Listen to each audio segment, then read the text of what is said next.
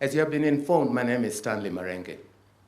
I have been asked by the family of Mullan to read the eulogy at this occasion, and I feel greatly privileged and honored to play this important role for my departed friend. Choosing me, by the way, was not by coincidence. For I have known Eamon for over 40 years, since when I first met him in 1981 at the Norfolk Hotel, where we both worked for Block Hotels. And we struck a lasting friendship thereon. So firstly, on my own behalf, I bring my hearty condolences and that of my family to you, Leslie, Georgia, Kira, and the wider Mullan's family. More recently, Eamon also interacted with us on a WhatsApp group for former staff and employees of Block Hotels, most of them who have worked with him in various hotels and lodges in Kenya. And they have shared on that platform of WhatsApp many tributes about Eamon. On their behalf, I also bring their messages of condolences to you. Some of them are present here with us, but I'm also sure that many of them are following this event online as it is being streamed live. So allow me, may I now proceed to read the eulogy of the legendary chef Eamon, which has been written by his family. Eamon was born on the 11th of January 1951 to Irish parents. It is in fact quite fitting to celebrate his life today, the 11th of March, which is exactly 2 months after his 71st birthday. He was still only a kijana, as the family states. And as the British rock band Queen said, "Only the good die young," in their hit song, "No One But You."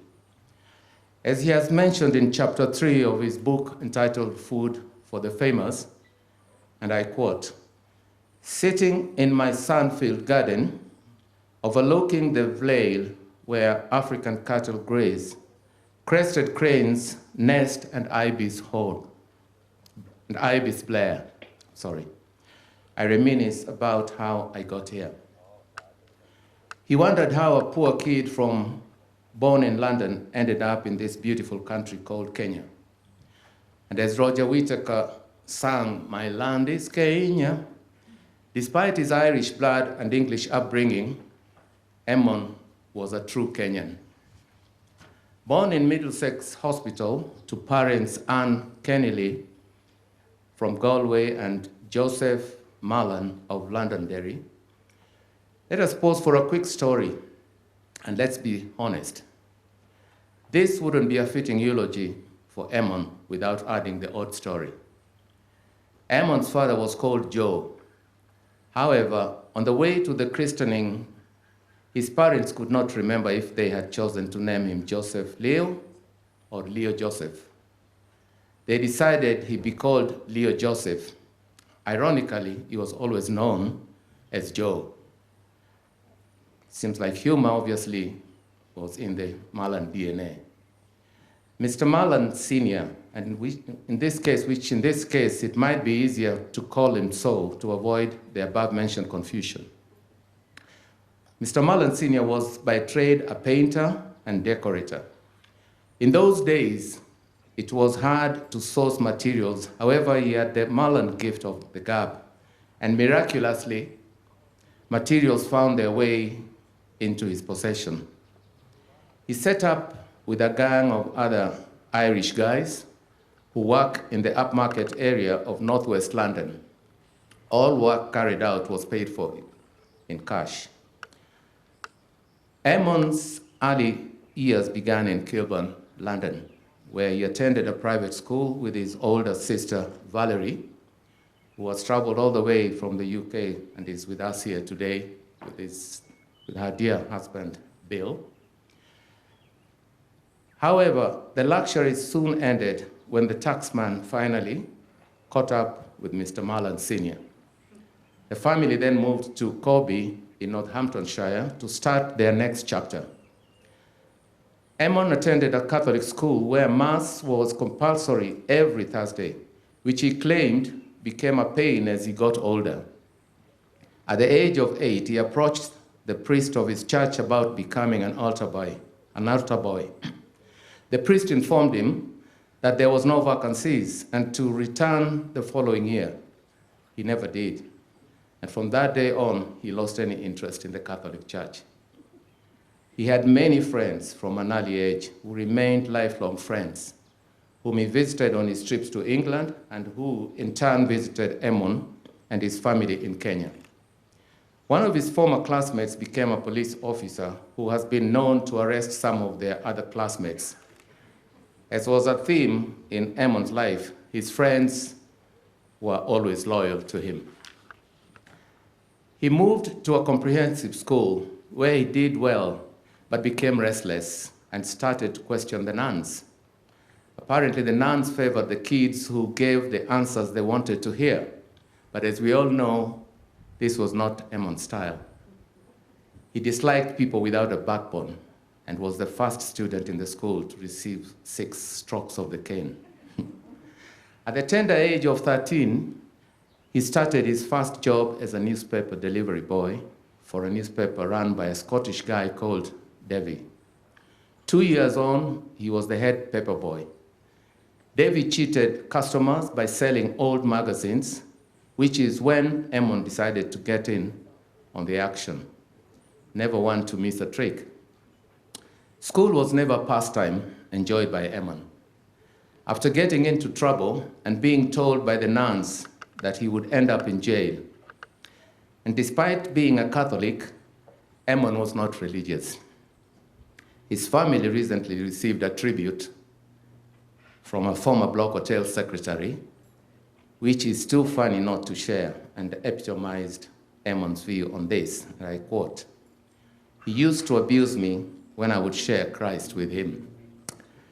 At the age of 16, having left school with 1 O-level in art, Eamon began playing football for Blackpool Football Club in the English Premier League.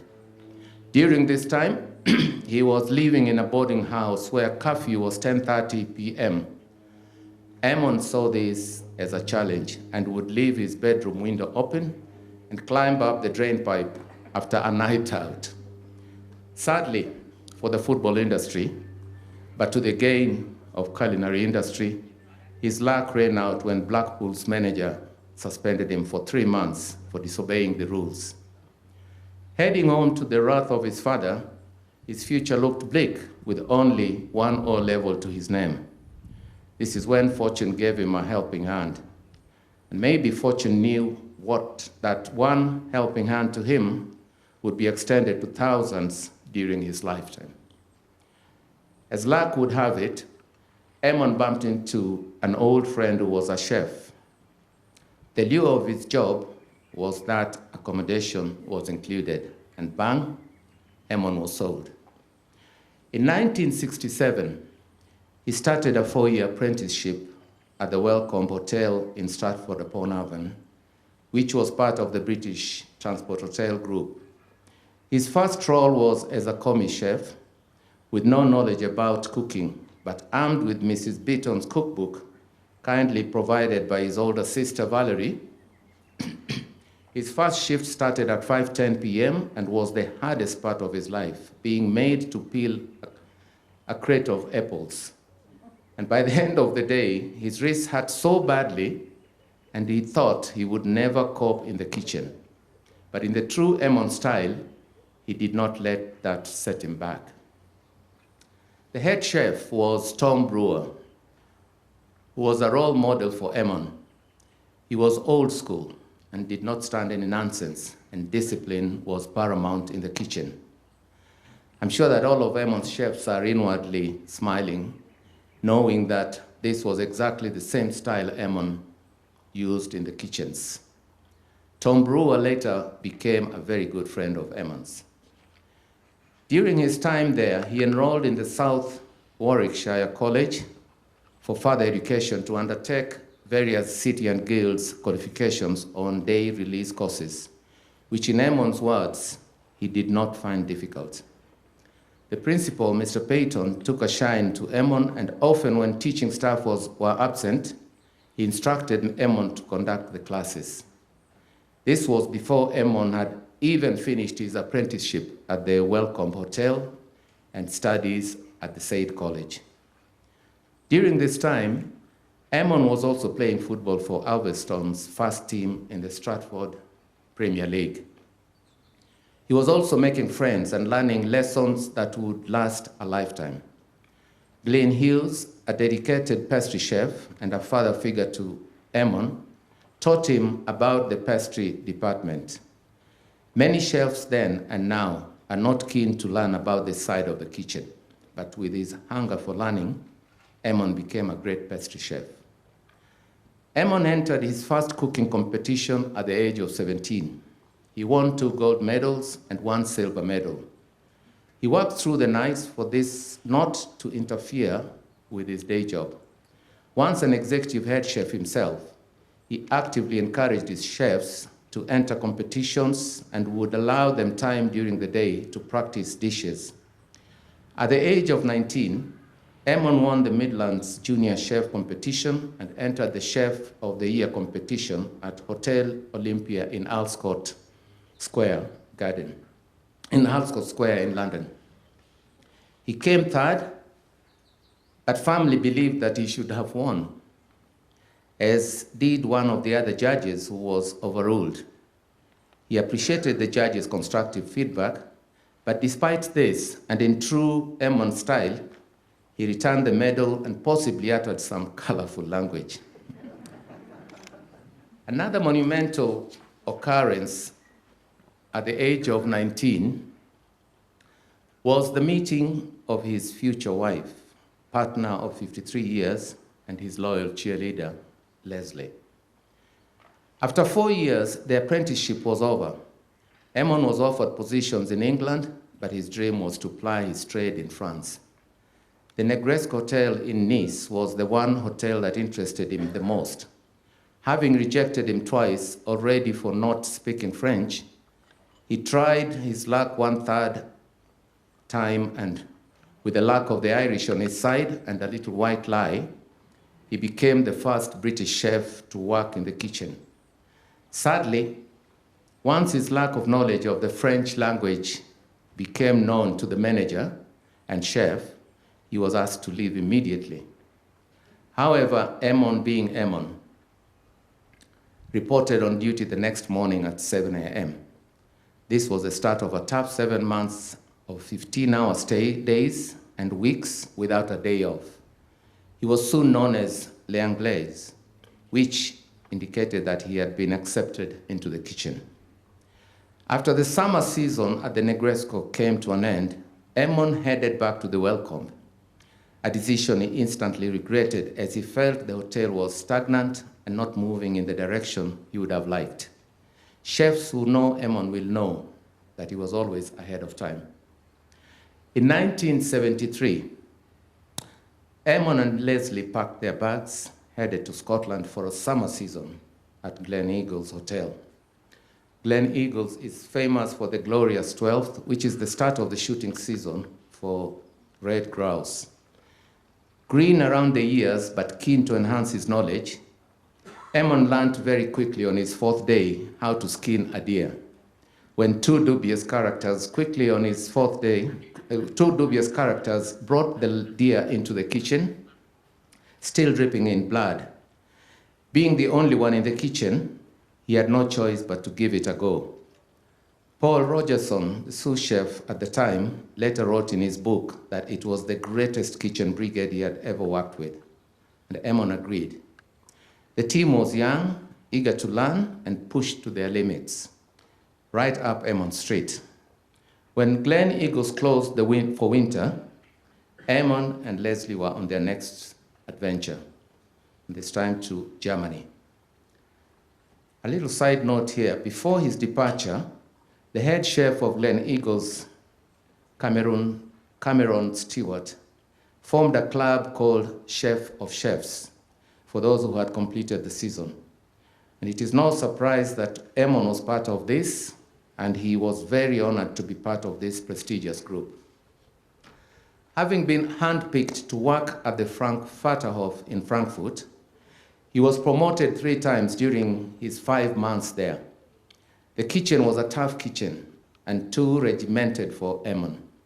Despite being offered a permanent position, once his season was up, he was happy to leave and equally happy to treasure the knowledge he acquired during his time there.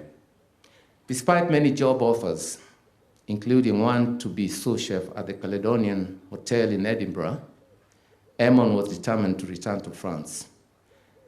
This time, the young couple headed to Lodz to work in the Hotel de la Providence, where Emon was offered this role of sous chef.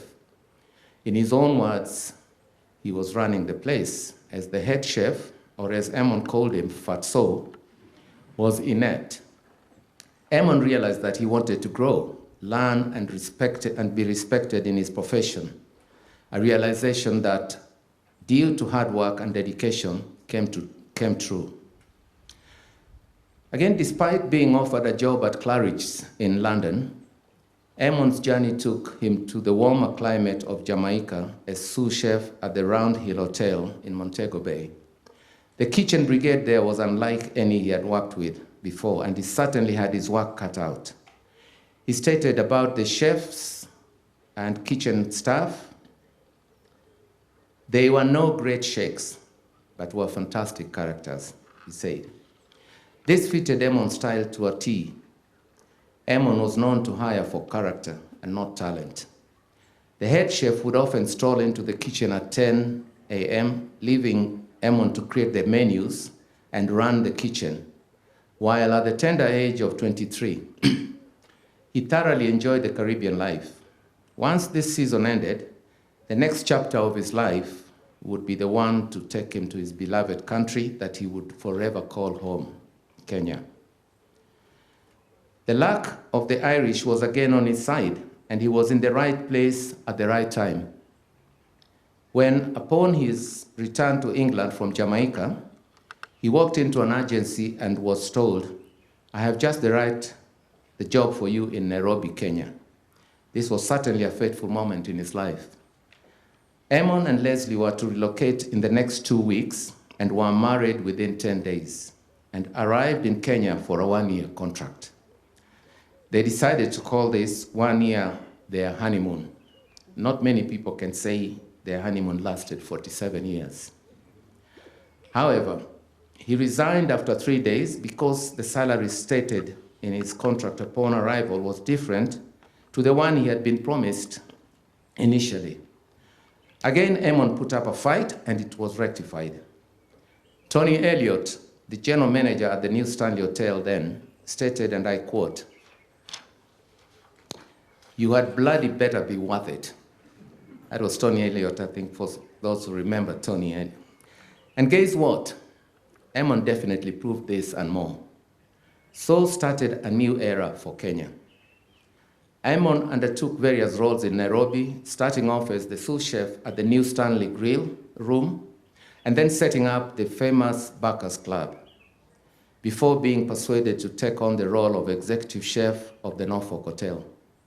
During these years, Emon was group executive chef, which meant extensive travel to various lodges, including Sindbad Hotel in Malindi, Nyali Beach Hotel in Mombasa, Kick Rock Lodge in the Masai Mara, Outspan Hotel and the Treetops Lodge in Nyeri, Samburu Lodge and the Coral Strand Hotel in the Seychelles.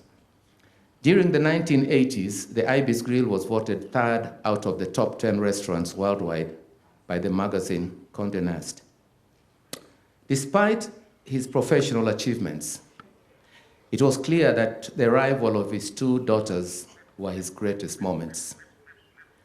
Georgia was born in June of 1983, and Kira completed the family in October of 1985. Leslie and the girls would often visit Emon in his kitchens and eat his delicious food. This is a credit to Leslie, always helping Emon and never distracting him from his work. Instead, taking his family to his workplaces to show him the continuous support that his three greatest fans were never far away. Emon became a proud grandfather in July of 2020 when his first and only granddaughter was born to parents Georgia and Marty in Queensland, Australia. Emon sadly never managed to meet her. However, due to modern day technology, she was happy to wave to Granddad Chef over the FaceTime. A chef's life is long hours, and it is one that changes family life dynamic. Leslie had only ever known Emon as a chef, and therefore was accustomed to the life of a chef's wife. Emon was grateful for encouragement towards his career, the running of the family home, and being a fantastic mother to both his daughters. Emon, in fact, once told Kira, "Your mom is the best mom I could ever have asked for, you too." A big thank you to Leslie must be acknowledged, for her support allowed Emon to fulfill his achievements, which in turn changed many lives along the way. A constant in the family's life is Penina, who stood by the family for 34 years, and Penina is sitting here with us. She'll be introduced later.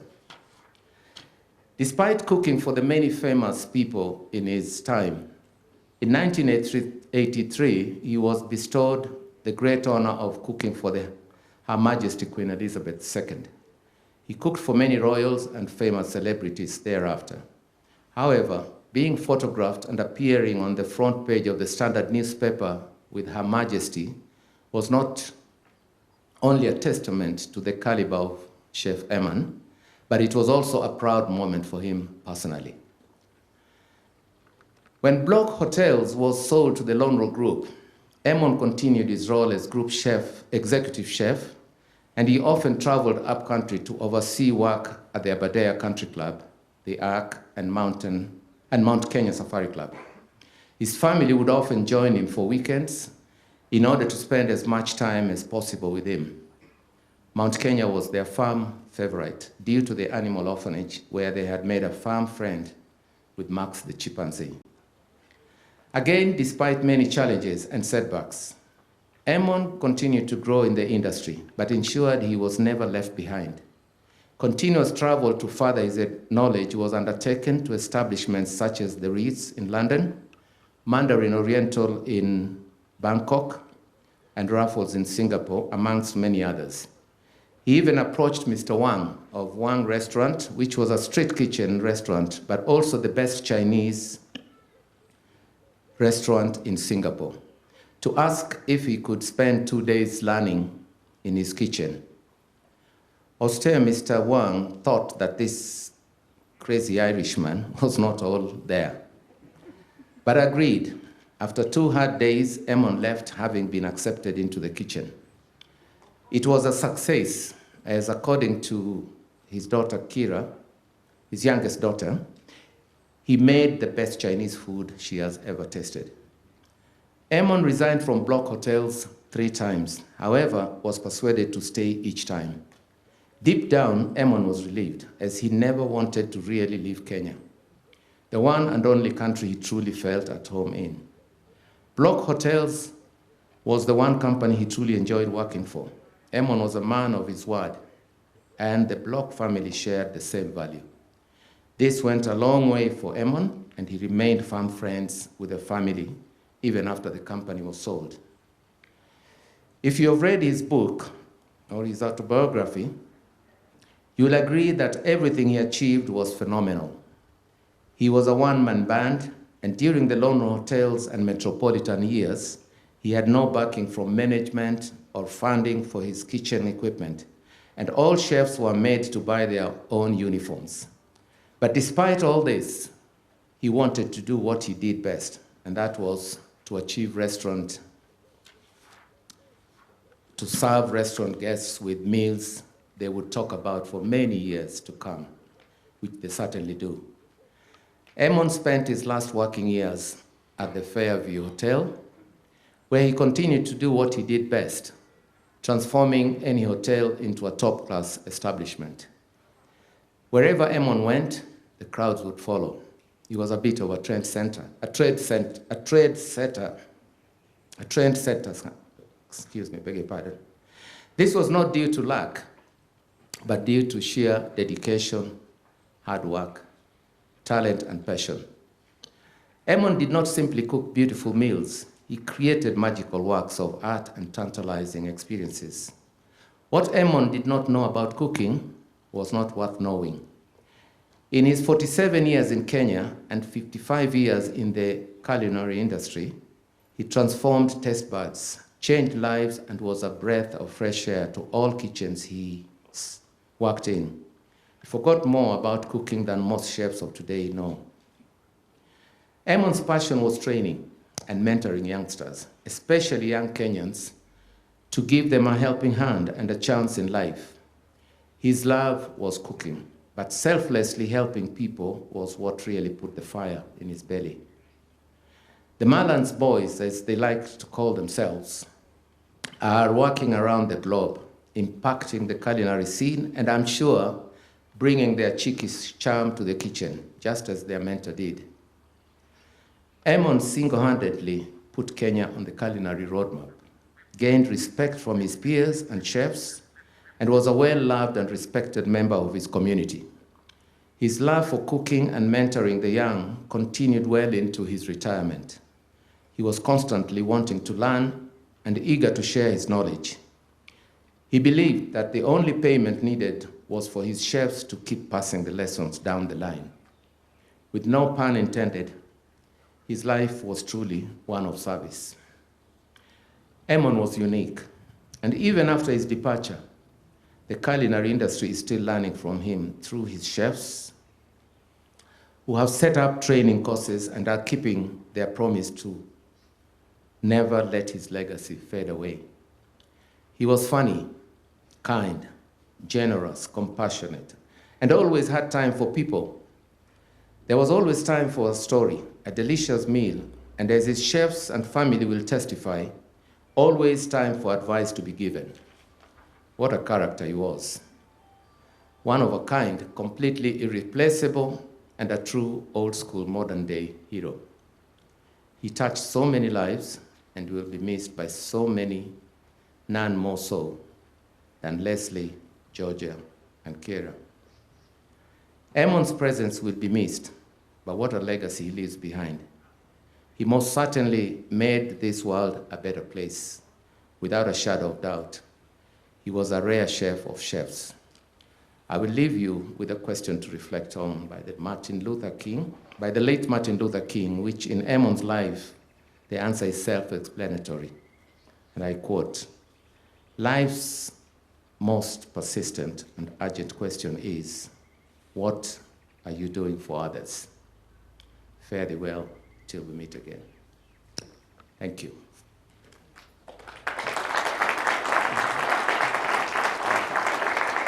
I would like to take this opportunity and on behalf of Leslie to thank particularly all the people who have helped Leslie in this very difficult period and in preparing for this memorial service today. In particular, I would like to single out, because I know he has been of tremendous help, and I know that Leslie would be particular in wishing me to mention was the help that she has received from Stanley Marenge. Stanley, thank you very, very much for all your help and assistance.